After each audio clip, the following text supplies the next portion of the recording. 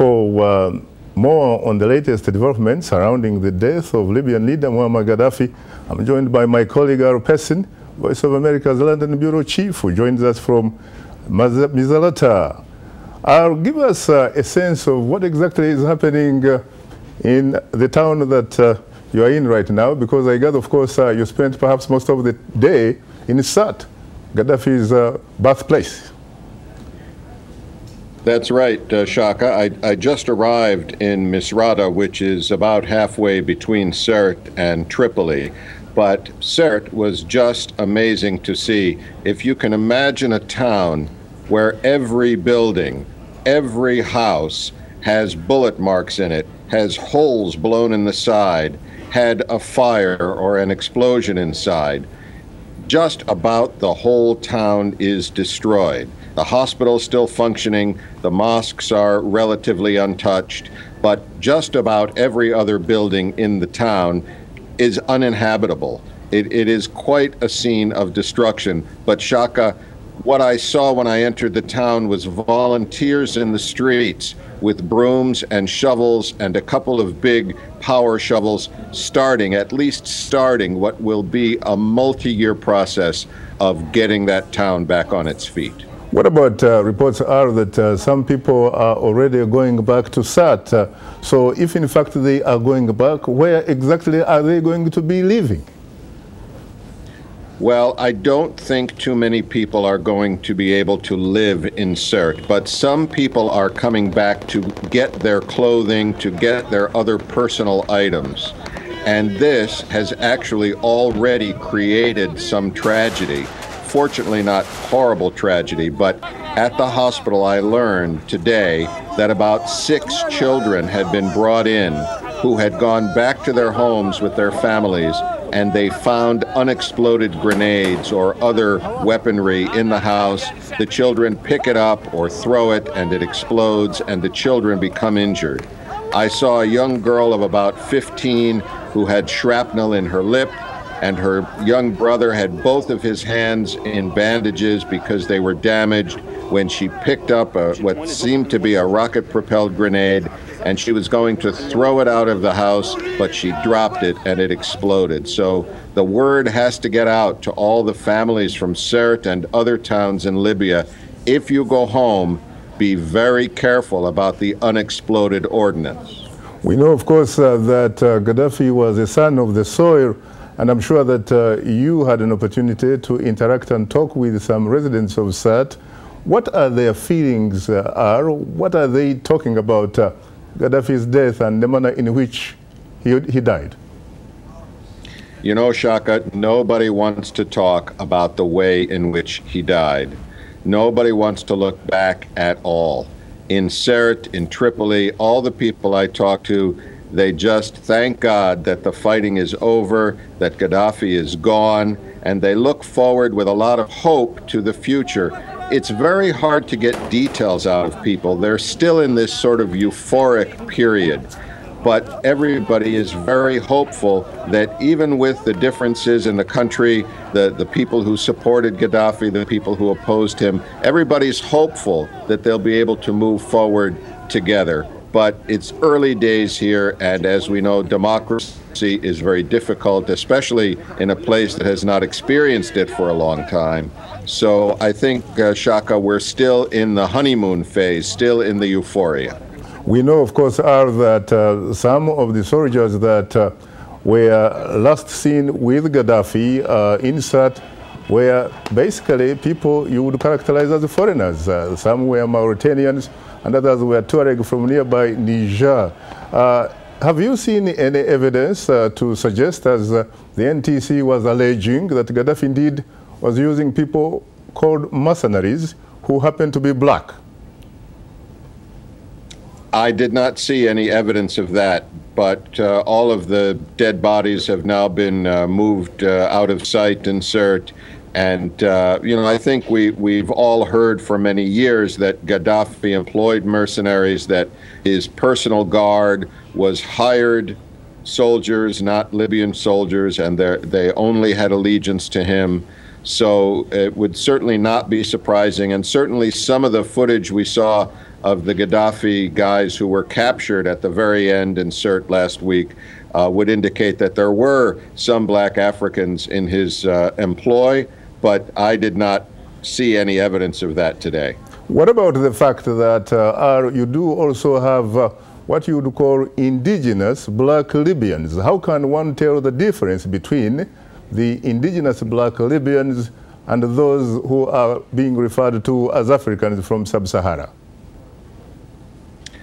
Well, I mean, obviously there are language issues, there are ethnic issues that I would not be able to detect the difference, but local people, I'm sure, know who is a Libyan from the north, who's a Libyan from the south, and who is from outside the country. So, you know, for an outsider, it would be very difficult to say, but I suppose that the local people can figure these things out very quickly. Have you been able to run into some, indeed, indigenous black Libyans? Because to be very honest with you, almost every video I see on television, I hardly see black people in Libya. Yeah, in Tripoli, it's certainly mostly, I would say, ethnic Arabs, but there are definitely some black Libyans that I saw in Tripoli and some that I spoke to.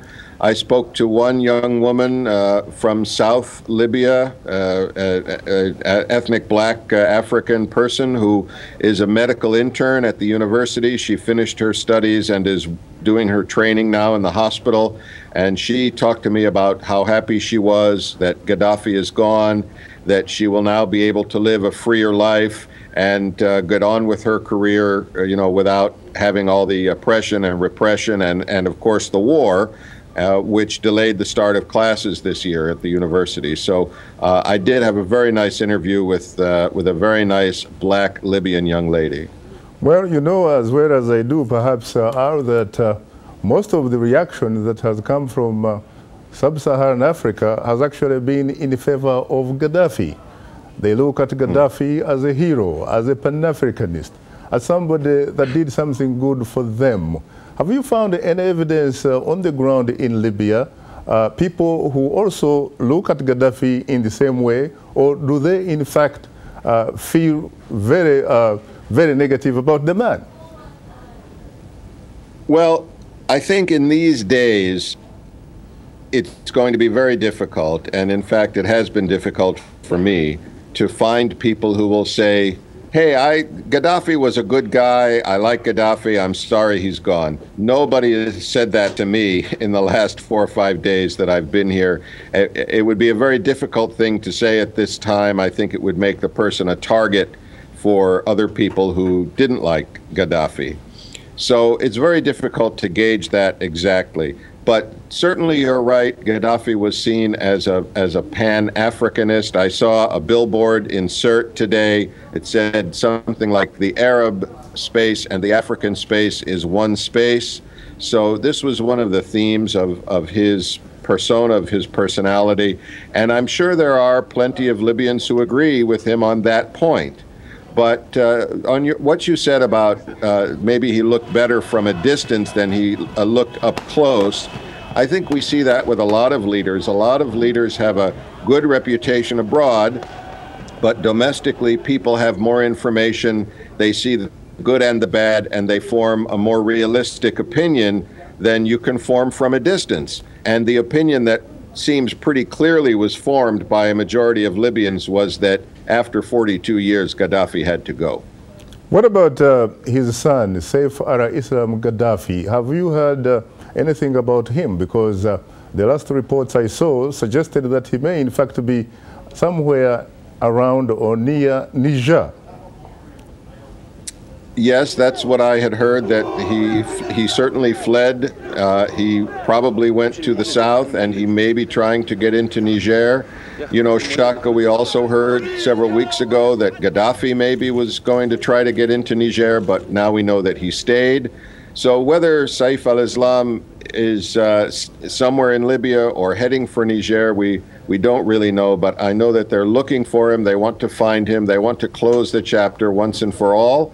And you know, Shaka, NATO has been flying air missions over Libya since March, and they've flown something like 26,000 missions, some for reconnaissance and some with the idea of hitting targets on the ground. And today, even though this war is over, as I was driving to Sirte, I saw contrail in the sky, several big circles made by an airplane. This could only have been a NATO airplane. Nobody else is flying in this area over Libya. So NATO is still doing reconnaissance, and I'm sure that one thing they're doing is looking for any sort of convoy that could involve Saif al-Islam.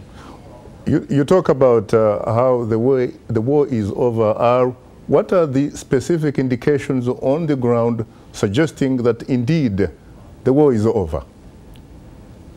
Well, the first indication I can give you is that I drove today in a regular car from Tripoli through Misrata to Sirte and back to Misrata, and encountered absolutely no hostility. I heard only one explosion, which was in celebration, and everybody is very relaxed, very happy, welcoming foreigners, welcoming each other.